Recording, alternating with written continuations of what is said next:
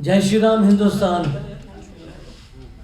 आज की जो प्रेस वार्ता है, सबसे पहले तो आप सभी का धन्यवाद करना चाहेंगे कि आप सभी अपना कीमती समय निकाल कर हमें सुनने के लिए आए। आज की प्रेस वार्ता का विषय ये है, सबसे पहले आप सब जानते हैं कि राम मंदिर 22 जनवरी को 2024 में रामलला जी सीता मैया के साथ, हनुमान जी के साथ अपनी अयोध्या नगरी में वापस आ रहे हैं। वैसे तो भगवान कण कण में ही हैं, लेकिन ये हमारी आस्था है। हमें ऐसा लग रहा है कि भगवान काफ़ी वर्षों बाद अब अपने घर में वापस आ रहे हैं। सबसे पहले तो ये सबकी शुभकामनाएं पूरे भारतवर्ष को ही, और इसी के साथ हम निवेदन भी करना चाहेंगे जम्मू कश्मीर की आवाम और भारत की आवाम से। हो सकता है कि सारे लोग उस दिन वहाँ पर ना पहुँच पाएँ, निराश ना हो। यदि शारीरिक रूप से वहाँ नहीं पहुँच पाए, आप अपनी आत्मा को तो वहाँ भेज ही सकते हैं। इसी के साथ 22 जनवरी 2024 को आपने अपने घर को दीपावली की तरह सजाना है। जिस तरह दीपावली पे हम लोग दीप वगैरह जला के अपने घर को सजाते हैं, एक यादगार दिन होना चाहिए, जिसका श्रेय जो है हमारे संत समाज को जाता है, क्योंकि हमारे संतों ने, लाखों संतों ने बलिदान दिए, तब जाके आज ये चीज़ें जो है वो संभव हो पाई हैं।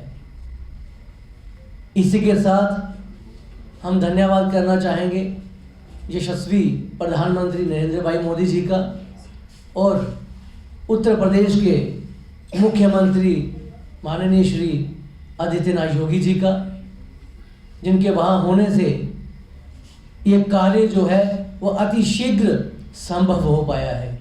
यदि वो ना होते तो और भी विलंब हो सकता था। इसी के साथ हम ये भी कहना चाहेंगे, इस तरह से कि जम्मू कश्मीर में 370 का हटाया जाना, क्योंकि कुछ लोग ये भी कहते थे कि यदि 370 हटाई गई तो तिरंगा उठाने वाले हाथ नहीं रहेंगे। 370 भी हटाई गई, आज वो हाथ भी कायम है जो तिरंगा उठा करके, छाती चौड़ी करके तिरंगा लेके कश्मीर में घूम रहे हैं। यहाँ तक कि भगवादारी भी अब कश्मीर में तिरंगा लेकर के घूम रहे हैं। और ऐसे ऐसे क्षेत्रों में जाकर के तिरंगा झंडा का लहराना, जिसे सबसे ज़्यादा संवेदनशील क्षेत्र माना गया है, डिस्ट्रिक्ट कुलगाम, डिस्ट्रिक्ट पुलवामा, गुंड जैसे क्षेत्रों में,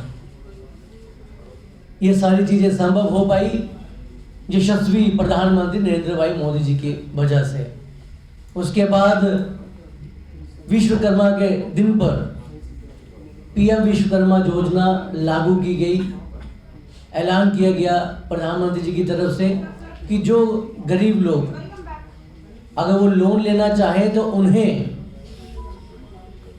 गारंटर ढूंढना पड़ता था। अब उन्होंने कर दिया कि गरीब लोगों को यदि लोन लेना हो तो उन्हें किसी भी गारंटर की ज़रूरत नहीं है। ये बहुत बड़ी बात है।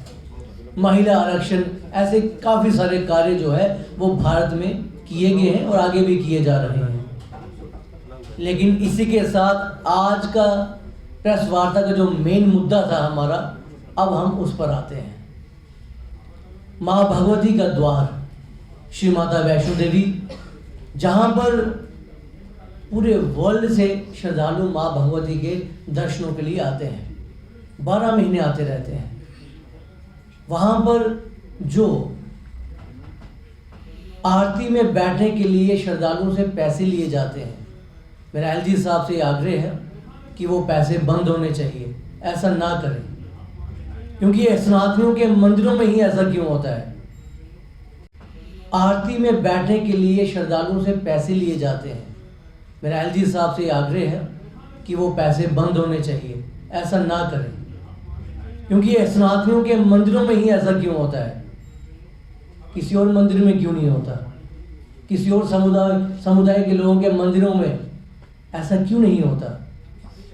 ये चीज़ बिल्कुल बंद होनी चाहिए, ये बिल्कुल गलत है। यदि ये है कि वो पैसा मंदिर के निर्माण के लिए इस्तेमाल होता है तो ये पर्ची बंद करके जो श्रद्धालु हैं, ऐसे श्रद्धालु भी हैं जो बिना बताए, बिना अपनी पहचान बताए इतनी डोनेशन देते हैं जिसका कोई अंदाज़ा भी नहीं लगा सकता। तो फिर ये 5100 की पर्ची लेकर के आप आरती में बिठाते हैं, ये क्या है? इसे संत समाज बिल्कुल भी कतई भी बर्दाश्त नहीं करेगा, क्योंकि हम लोगों की आस्था जुड़ी हुई है। हमेशा हम लोगों को बातें सुनने को मिलती हैं कि आपके मंदिरों में तो वीआईपी दर्शनों के लिए भी पैसे लिए जाते हैं। उनकी जो आरती के लिए पर्ची कटवाते हैं वो वीआईपी लेन से अंदर आते हैं, और जो श्रद्धालु पूरी रात ठंड में कांपते हुए मंदिर में खड़े हैं माँ के दर्शनों के लिए, जब वो आगे पहुँचते हैं, जो पहुँचता है उसे मंदिर की आरती में बिठा दिया जाए, लेकिन पैसा किसी से ना लिया जाए। यह हमारी एलजी साहब से और केंद्र सरकार से भी ये प्रार्थना रहेगी।